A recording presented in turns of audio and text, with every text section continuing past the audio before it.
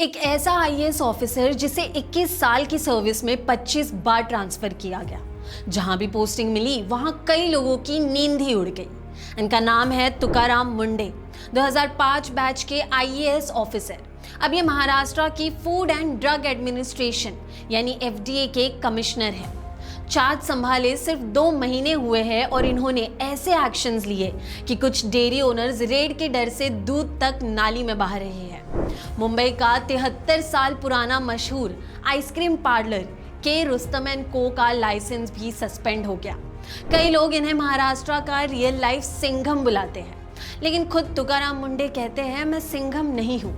तो आखिर तुकाराम मुंडे है कौन और होटल और फूड बिजनेस उनसे इतना डरा हुआ क्यों है, आज समझते हैं।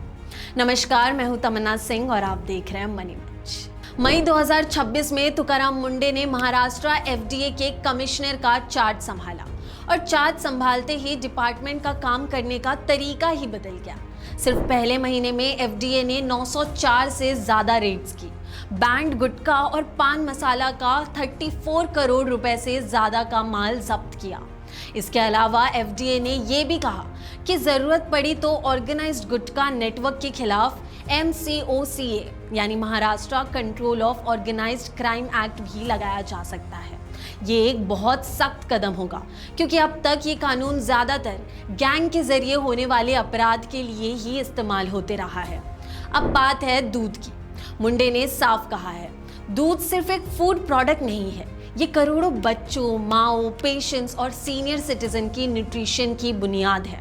इसीलिए उनकी एजेंसी ने सिर्फ डेयरीज ही नहीं बल्कि ट्रांसपोर्टर्स, डिस्ट्रीब्यूटर्स, होलसेलर्स और रिटेलर्स सबको यानी पूरी मिल्क सप्लाई चेन पर सख्त नजर रखनी शुरू कर दी है। नतीजा, कई जगह सिंथेटिक मिल्क बनाने वाली यूनिट्स पकड़ी गई और सोशल मीडिया पर कुछ वीडियोस वायरल हुए जहां लोग एफडीए इंस्पेक्शन के डर से दूध नाली में बहाते दिखे। कुछ रिपोर्ट्स के मुताबिक टेस्टिंग में करीब 40% पनीर सैंपल्स फेल हुए हैं यानी नकली साबित हुए हैं। इसके बाद आया वो केस जिसने सबको चौंका दिया। मुंबई के चर्चगेट का मशहूर के रुस्तम एंड को आइसक्रीम पार्लर जो 73 साल से चल रहा था, उनका लाइसेंस एफडीए ने सस्पेंड कर दिया। सरप्राइज इंस्पेक्शन में चूहे और मक्खियां मिले, एक्सपायर्ड फ्लेवरिंग एजेंट्स मिले और मिल्क फैट के जरूरी स्टैंडर्ड्स भी फॉलो नहीं किए जा रहे थे। इसके अलावा होटल्स और रेस्टोरेंट्स को कहा गया है कि कस्टमर्स को फ्री पीने का पानी देना जरूरी है। वहीं हॉस्पिटल्स को भी वार्निंग दी गई है कि वो पेशेंट्स को अपनी ही फार्मेसी से दवाई खरीदने के लिए मजबूर नहीं कर सकते। इस पूरी क्रैकडाउन में अब तक 457 लोग अरेस्ट हो चुके हैं और 42 व्हीकल्स यानी गाड़ियां जब्त किए जा चुके हैं। पर इससे हम जैसे आम लोगों पर क्या फर्क पड़ता है?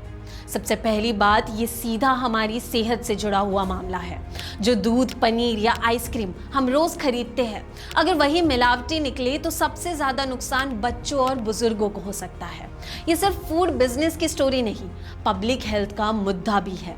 दूसरी बात, इस एक्शन का असर पूरे फूड बिजनेस पर दिख रहा है।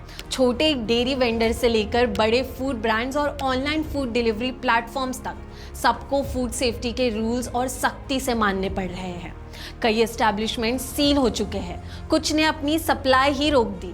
इससे कुछ समय के लिए सप्लाई कम हो सकता है और उसका असर दामों पर भी पड़ सकता है। तीसरी बात, ये भरोसे का भी सवाल है। जब 73 साल पुराना के रुस्तम एंड को भी एक्शन से नहीं बचा तो मैसेज साफ है, कोई भी एस्टैब्लिशमेंट और ब्रांड चाहे कितना भी पुराना या मशहूर हो, रूल्स के ऊपर नहीं है। हाँ, बिजनेस कम्युनिटी का एक हिस्सा ये भी कह रहा है कि एक्शन के साथ बिजनेसेस को रूल फॉलो करने के लिए थोड़ा वक्त भी मिलना चाहिए। शिवसेना लीडर संजय निरुपम ने भी कुछ ऐसी ही बात कही है। अब समझते हैं ये तुकाराम मुंडे आखिर है कौन जिनसे सब डर रहे हैं और उनकी ये सख्त इमेज कहाँ से बनी। उनका जन्म 3 जून 1975 को महाराष्ट्र के बीड डिस्ट्रिक्ट के तरसोना गांव में एक किसान परिवार में हुआ। बचपन तंगी में गुजरी। पढ़ाई जिला परिषद स्कूल से हुई। 2004 की यूपीएससी एग्जाम में उन्होंने ऑल इंडिया रैंक 20 हासिल की और 2005 में महाराष्ट्र कैडरे के आईएएस ऑफिसर बने। उनका करियर शुरू से ही लगातार ट्रांसफर से भरा रहा।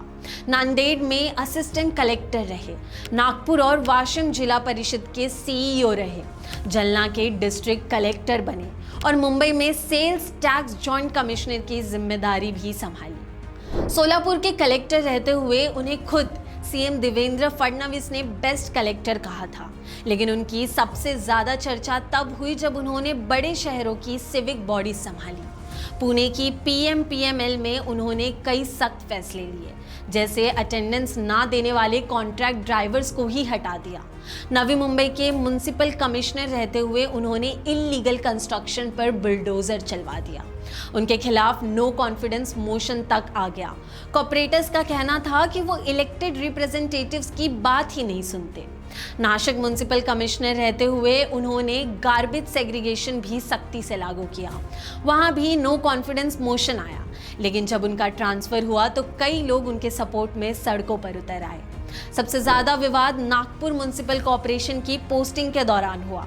नागपुर को बीजेपी का गढ़ माना जाता है और नितिन गडकरी और देवेंद्र फडणवीस का होम टर्फ भी कहा जाता है। यहाँ उनके खिलाफ मैटरनिटी लीव कैंसिल करने जैसे आरोप लगे, लेकिन हर इंक्वायरी में उन्हें क्लीन चिट ही मिली। इसी वजह से उनके सपोर्टर्स कहते हैं इतने ट्रांसफर्स उनकी ईमानदारी की वजह से हुए, जबकि क्रिटिक्स का मानना है कि उनका काम करने का तरीका ज़रूरत से ज़्यादा सख्त है और इसी वजह से टकराव होते हैं। खुद मुंडे इस बात को मजाक में लेते हैं। एक बार एक स्टूडेंट से बात करते वक्त उन्होंने कहा, हर साल ट्रांसफ़र हो जाता है, उसी बहाने नागपुर से मुंबई तक पूरे महाराष्ट्र के लोगों के लिए काम करने का मौका भी मिल जाता है। उम्मीद करते हैं आपको ये वीडियो पसंद आई हो। ऐसे और वीडियोस के लिए लाइक, शेयर और सब्सक्राइब ज़रूर करें।